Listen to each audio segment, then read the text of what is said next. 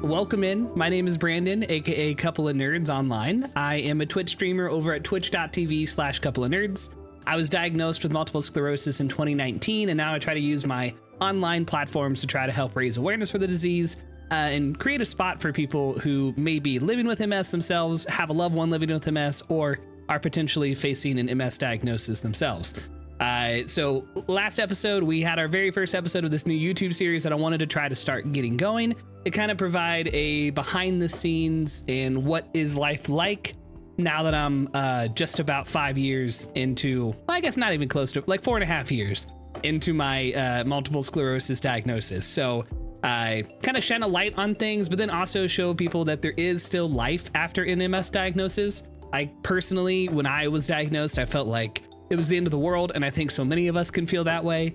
I just, again, want to kind of create a spot here on YouTube and just a little niche corner of our own where we can talk about our experiences, share things, and just feel less alone. So with that, one question that I always get on my Twitch channel is, what were the symptoms that led to my diagnosis? So we're going to go through them. Through the nature of MS, obviously everybody's MS is different. We have lesions at different parts of our body, which cause different symptoms. Personally, I have, I think it's 6 lesions in my brain and 1 on my upper spine. So it can it causes a number of different issues, but most notably, you'll notice sometimes on my Twitch streams or on my online content, you'll notice me with an eye patch, usually because there's a lesion on near my optic nerve. I get dizzy when I get tired. So pretty much every morning, every evening, as I'm waking up or as I'm getting ready to go to bed or low on energy, I'll be kind of off balance a little bit. So I've got a cane to help me when those things happen. Which, by the way, if you don't have a cane, I got this fold out cane for like $20 on Amazon. Highly recommend them. And it's incredible. I put it in my backpack. I take it with me pretty much everywhere. And then I just whip it out like a lightsaber every time that I need it, which is so cool. So anyway, yeah, I'll have my eye patch, I have my cane to help with those things. But I also face a bunch of body numbness. So which, when we get into the thick of it, that's one of the symptoms that led to my diagnosis. So with that, let's go ahead and hop on in. So the first the very first symptom that now in hindsight, I can look back and go, that was probably MS, was I had just my annual eye exam. I had 3 to 4 headaches pretty much every week as a kid and as I got older. And as a kid, my parents realized that I needed glasses, and that seemed to help things a lot. So whenever I started getting headaches, I would kind of make sure to schedule an eye exam and go in and see the doctor. Well, this particular year, I was seeing a new doctor, and they took a look at my retina and they noticed some weird things happening. So I was pretty busy at the time. I had a lot going on. I had a small business, my main 9-to-5 job, sitting on the board of our little city and everything, and just a lot going on. Just a lot of things happening, very busy. And they kind of thought that something might be going on with retina detachment. So I ended up going to a retina specialist. They took a look at my eye. They looked in deeper. They didn't see any particular issues, again, which kind of makes me think it was MS, because it probably just wasn't as big a deal at that point, because it had been a month and a half to get into the specialist. So, quite a bit of time for things to kind of calm down a bit. So anyway, so they check out my retina. They don't see anything in particular, but they want me to come back within a year just to check things out. So that was symptom number 1 that led to some issues. But symptom number 2 is probably the one that's left me the most scarred, I would say. I do have quite a bit of, I don't want to say trauma, because I feel like that's a tough word, but I do have a lot of emotion related to this one. So my wife and I, we had gone out for an evening walk. It was a beautiful day. We did a beautiful walk around the park, came home, got caught in the rain. And I've always had allergies. So the next morning I started to I noticed my sinuses are weird. And things were just not going well. And I don't really know how to describe it, other than I just started feeling weird and off kilter. And I'd gone to bed that night, and I woke up. My wife has these night terror things. So she wakes me up screaming at 2 a.m., goes immediately back to sleep, which was terrifying. And then as I'm laying there in bed, just trying to recover from that startle awakeness, I start to notice that I'm feeling really nauseous, and I get up to go to the bathroom to, get to the toilet. And as I'm on my knees getting ready to hurl, I just face plant. I go forward into the toilet, and then I fall back. I fall over onto my side. and the world is just flipping. Like it is upside down, spinning at an insane rate. I could not keep my head like upright. So I start yelling for my wife, and she comes in. She kind of, gets me sit up against the wall, and things slowly start to calm down. But it was incredibly disorienting. And I just was so nauseous. I just kept throwing up everywhere. So she ends up propping me up on the couch, and I spend the next 30 days, about a month-ish, just sitting on the couch, sleeping on the couch, trying to not hurl everywhere. I could barely keep food down.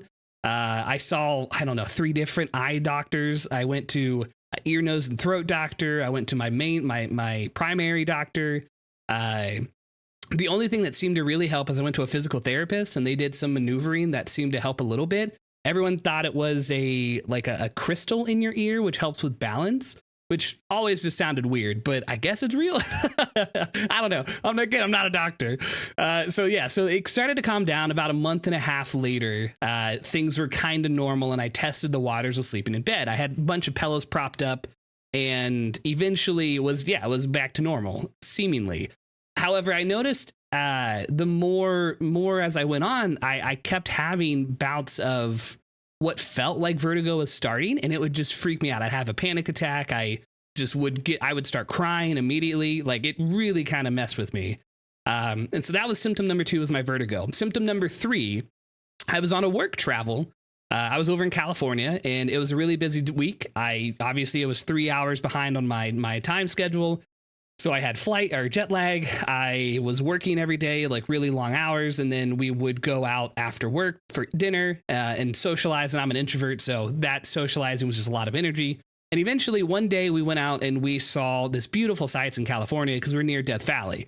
And so we go see some beautiful sights, and we come back, and I noticed my leg, my left leg, my entire shin was numb, just like a dead log, and it was immediate, like it just gone.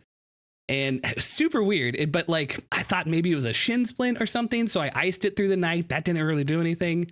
I got up the next morning, it was even more dead. It was just a full log at that point. And went to work dressed, I could do everything normally, but I could not feel that entire shin or that foot. So pretty much from my knee down, I felt nothing, like at all. And it was super weird, but like not too frightening, just because like, okay, maybe it's a shin splint, maybe something else is going on. Maybe I pulled something.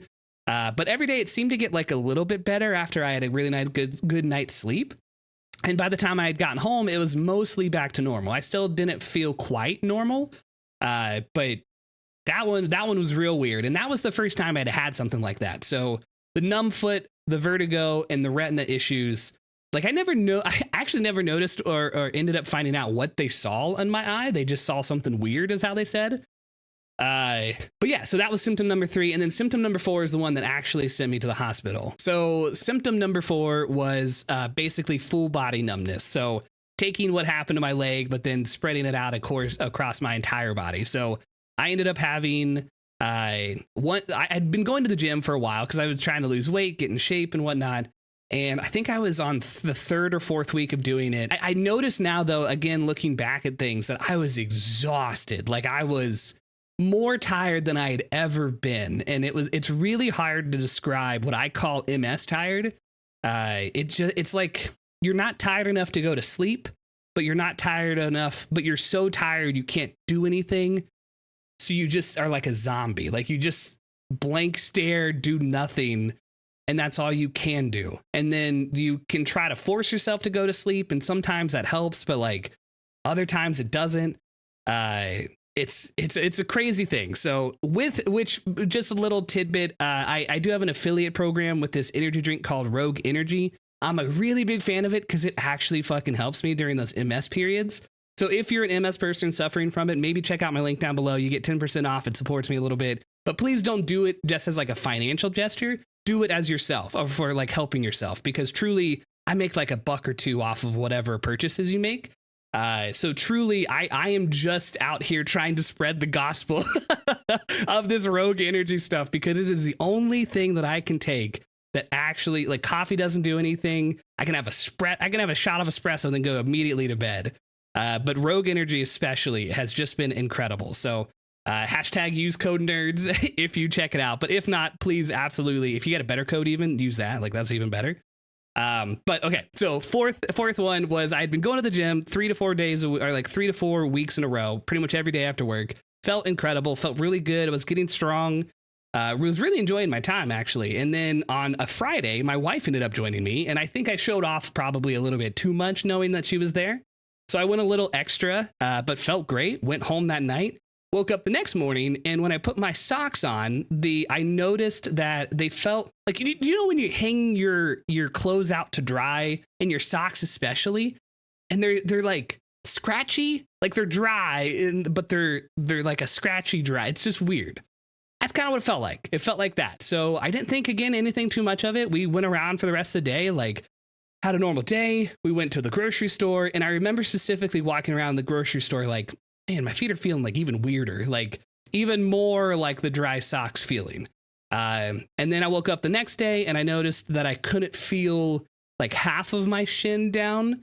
It had all started to feel weird, like not full numb, not to the point where it was like a log like the first time, but where it just didn't feel right. Like it was kind of like deadened, I guess is the best way to say it. So but that keeps happening, and another day goes by, and now it's up to my waist. The next day goes by, now it's up to my stomach. And I'd gotten up in the morning because I had scheduled an appointment with my doctor to check it out, to see what's going on. That was scheduled for Tuesday. And I woke up on Monday morning and getting ready for work, woke, 7, 8 o'clock in the morning. And when I got out of bed, I noticed it even more in my stomach. I felt like a vampire getting out of bed. Like I can control my muscles. I know I'm getting up, but I'm kind of just like felt like I was levitating, right? And I went to the bathroom, and this is always the R-rated part, but it's me. I overshare way too much. But truly, the thing that did it in for me is I sat down to go to the bathroom, doing my morning number 2, a glorious time, getting ready for my cup of coffee and all that stuff, and I can't feel anything. Like there is no sensation other than I knew I had to go. Like I could feel pressure, and then I released the pressure, but I didn't feel anything else. And I always tell people, you cannot feel your butthole until you realize you can't feel your butthole. And that was the moment I was like, oh my God, I can't feel anything back there. And my hands had started getting weird. And so back to like scratchy feeling of when my feet were weird. So I went to go, take care of business, and I noticed that I couldn't really tell if I was doing anything. Like, I'm not really sure where I'm going back there. And so thankfully we had installed these bidets on our toilet seats, because I'm a huge fan of bidets, hashtag all the way. And so I start using my bidet, cleaning things up, and I'm kind of using sound the best of my ability to try to figure out where things are. And I've done it 100 times before, so it's just kind of muscle memory, but I just can't feel it.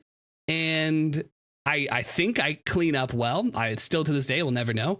But I get back up, I wash my hands, and I go wake my wife up. And I was like, hey, whatever this is, I think I got to go to the ER. Like, I think this is a bigger deal than waiting for tomorrow, because it's up to my stomach. I can't feel my butthole. I don't know what to do. And so we go to the ER, and they pretty much immediately are like, describe your symptoms. And I told them it was kind of like a progressive numbness started from my feet, and now it's working its way up. It ended up getting to my shoulder by the end of everything, and I couldn't feel anything from my shoulder down. It took me about a month and a half for rehab and physical therapy to try to get back to normal. But to this day, there's still issues that I have, or like pathways that haven't really fully formed back yet. And yeah, that was the big one that got me sent to the hospital. Thankfully, the staff that I had were incredible. They have a whole neurology team at the hospital that I went to, so I was incredibly lucky for that. But they got me very quickly moved over to the main campus, and then I went through a series of tests. I had the spinal tap, went through like a 4 to 5 or 6 hour maybe MRI, incredibly long MRI, and then was diagnosed in the hospital around 2 or 3 a.m. later that day. So it was about 24 hours later. And again, knowing nothing about MS at the time, I thought that was a death sentence. I had only known about ALS because the Icebox challenge was real big. And I thought that's what it was. And so they described to me kind of that's not quite what it's going to be. It's going to be difficult, but it's not going to be, it's not a terminal thing necessarily. And yeah, they pretty much, that neuro team, they took care of me. They got me on medication really quickly. I started infusions very quickly, and the rest is history. And now we're here. So yeah, like I said, I wanted to talk through, this is a question I get quite often on my Twitch channel, and I figured someone out here on YouTube might have similar questions. So hopefully you've stumbled across this video, and maybe you get a bit of an answer and or a bit of a relief on knowing my symptoms in particular. Now, again, I do really want to stress that everyone's MS is different. You may have the same symptoms, you may have completely different symptoms, but there's truly no way to know until you go get tested and stuff. But again, just want to kind of put it out there. While I still deal with retina issues, I deal with vertigo every day. I get the pins and needles, I get the tingles, I get the body numbness pretty much every morning. The medication's incredible. I've lived my life pretty normally since my diagnosis. There's been good days and bad days, obviously, just like everybody else. Ours may be a little worse than most days or most people, but truly there is still a life out there. There's still, you can do so much more, and that's not it. You know, it's just a different normal. It's trying to get used to different things. And I think making sure you have an incredible support system surrounding you, whether that's this YouTube channel, whether that's friends, family, loved ones, whatever it is, we're nothing without each other. So yeah, thank you so much for watching. I hope you got a little bit informed, and I hope you feel a little bit comforted knowing that there's someone else out there like you, hopefully. And like I said, maybe hop on over to the Twitch channel if you're interested in that kind of stuff. And if not, I'll catch y'all next time on episode 3 of Living with Multiple Sclerosis. So I'm Brandon. Thank you again. Peace out, everyone. Kick ass, eat ass, do all the dang things. And until next time, chat, I love you. Bye.